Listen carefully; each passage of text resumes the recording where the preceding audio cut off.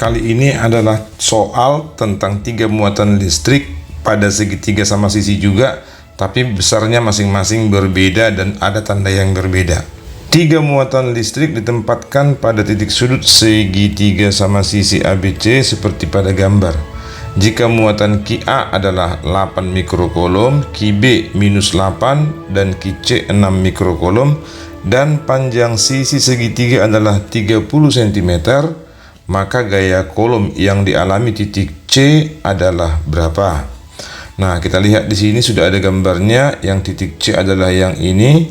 Nah, gaya yang dialami C akibat si A kita sebut di sini F13 atau FAC. Gaya yang dialami oleh si C akibat si B di sini dia akan ditarik karena muatannya berbeda. Kita sebut F23 atau FBC. Sementara jaraknya di sini sama 30 cm. Nah, akibat satu yang B menarik si C sehingga nanti sudutnya ini menjadi 120 derajat ya. Nah, di sini kita perlu mencari dulu F13 berapa, F23 berapa. Langsung kita kerjakan. F13 kita hitung ya.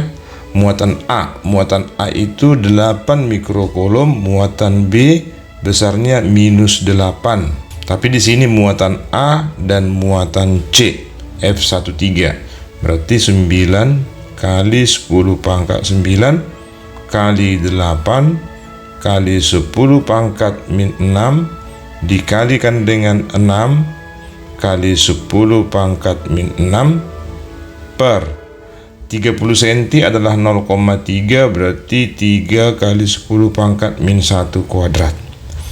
Nah, selanjutnya kita dekatkan angka yang bulat dulu. 9 kali 8 kali 6, terus kita kali 10 pangkat min 6 9 itu jadi min 3 per 3 dikuadratkan itu 9, 10 pangkat min 1 dikuadratkan 10 pangkat min 2. Jadi ini kita coret. Nah, hasilnya nanti di sini adalah 8 kali 6 itu 48. Ini dengan ini kita coret, tinggal 10 pangkat min 1.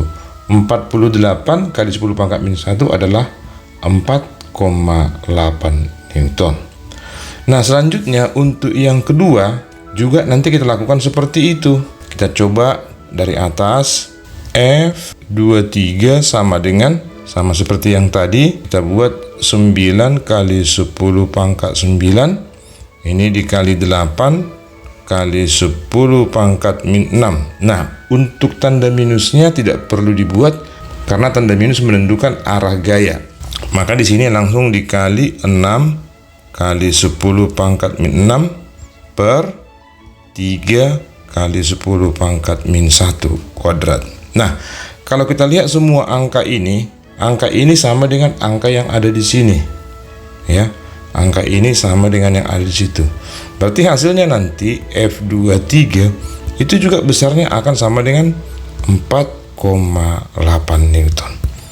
Nah, selanjutnya kita masuk ke FR, sehingga nanti FR-nya itu sama dengan akar dari 4,8 kuadrat tambah 4,8 kuadrat tambah 2 kali 4,8 kali 4,8 kali cos 120. Nah, cos 120 itu berada di kuadran kedua sehingga tandanya minus. Nah, kemudian cos 120 sama dengan angkanya cos 60 setengah, tapi karena dia di kuadran kedua maka nanti minus setengah. Nah, di sini kita kalikan dengan minus setengah. Nah, setelah itu ada yang bisa kita coret ini kemari, coret ini kemari. Tapi hasilnya ini nanti ini dengan ini karena dia minus, maka hasilnya menjadi minus.